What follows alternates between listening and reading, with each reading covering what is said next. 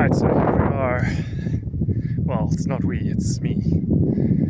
At the Valley of Desolation, Graaff-Reinet. So on the way back from holiday, our Prado broke down just outside Graaff-Reinet, so we got to tow it back into town, hired a rental car, and drove back to Joburg, left the Prado in Graaff-Reinet, and turns out it was just a radiator cap. Water evaporated in the car, overheated, so better not to take a chance. Anyway, so I've driven today back to Graaff-Reinet, dropped off the rental, checked into my overnight accommodation, and came to check out the Valley of Desolation.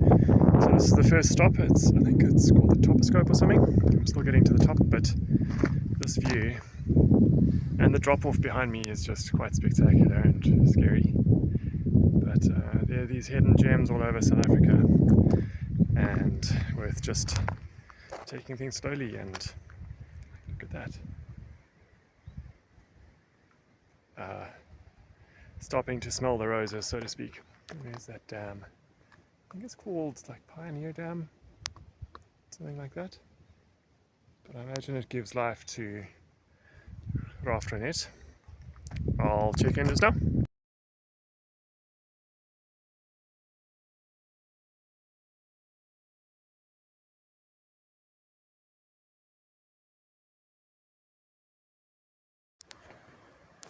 So I think this is the Toposcope, if I'm getting the name correct. And then just some nice views, beautiful mountains.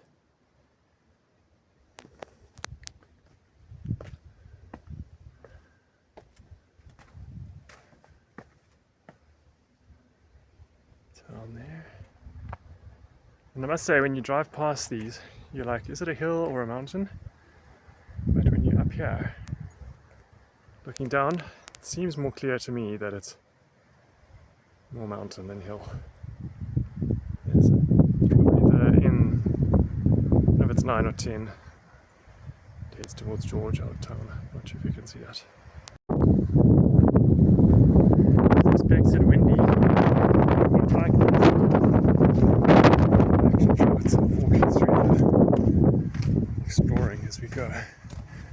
Rocks and bushes and things.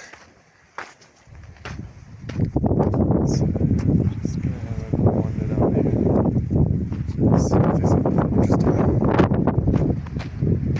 I think I need to get actually do have a selfie stick. You just bring it along. It's another nice view of the dam.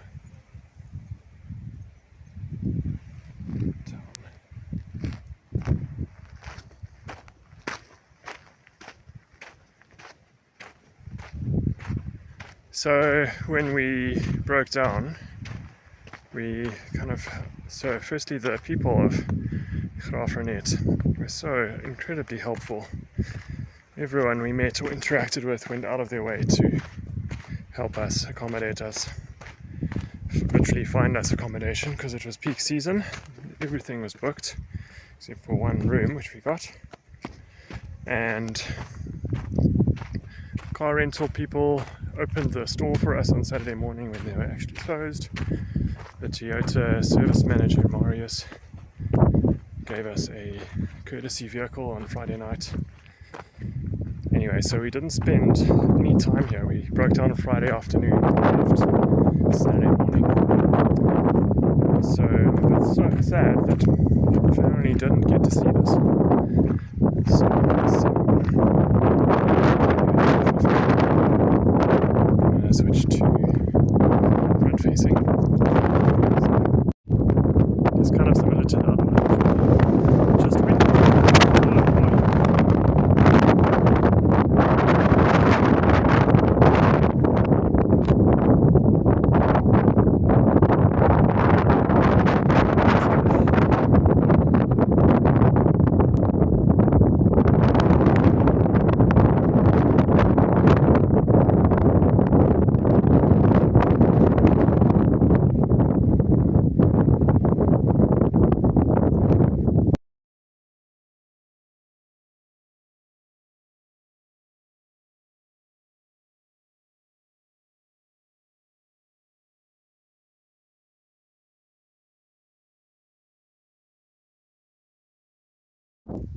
Alright, I'm on my way to the actual Valley of Desolation.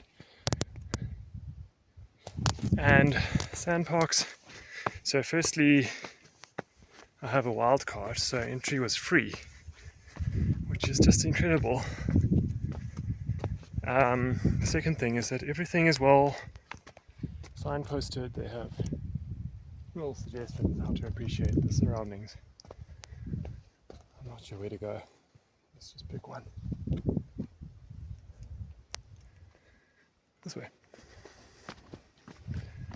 But Sandparks, just, I don't know, whoever's doing a little bit of input into the thought that goes into these things, doing a good job. I really appreciate that. I'm going to film forwards, so you can get an idea of where we are. Nice little rocky path built, and as I said, just tons of little markings of blocks of the beautiful plants around here. Oh, that one's missing. Do not throw stones, hikers below. Who would do that anyway? Let's go explore. Here's another one. Broom curry. Okay, first look. I think there's a bit of a valley. Oh wow. Look at that.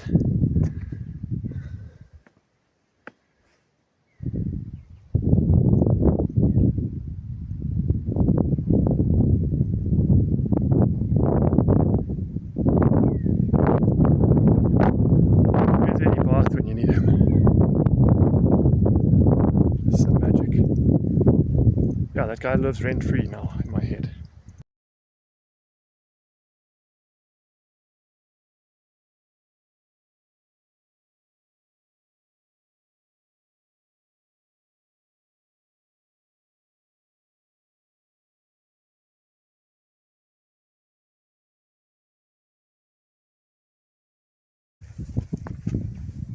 It's very gusty, but quite nice in that it evaporates some of your sweat because it's about 35 degrees. What's the time? About 4 o'clock.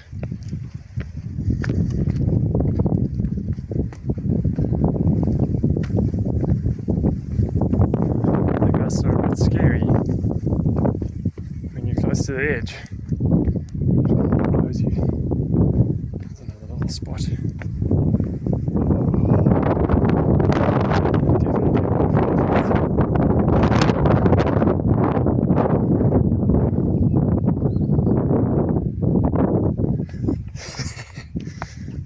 Good times, good times.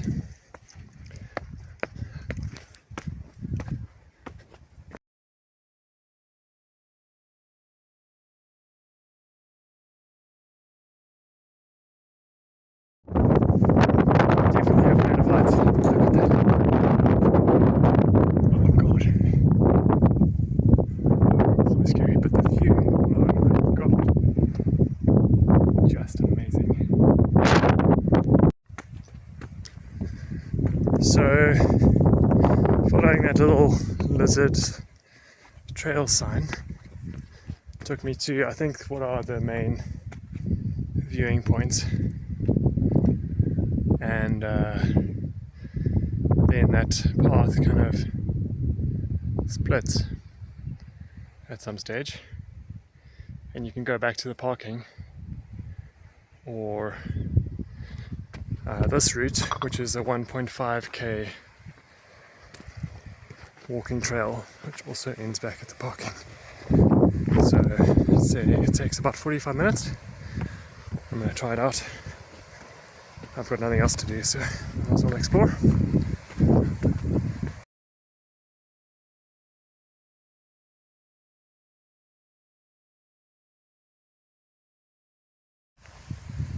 Barring anything, this will be the last video. So the path went just beyond that crest there to the, what's that marker? That cross looks like it's on the top of the hills. Anyway, the top of the hill, and turned around. There's a nice view, but not as spectacular as the actual valley. And then this path on the other side of the mountain. Yes, this is maybe like sort of fynbos. It looks fynbosy. I should have paid attention to all the dang blocks.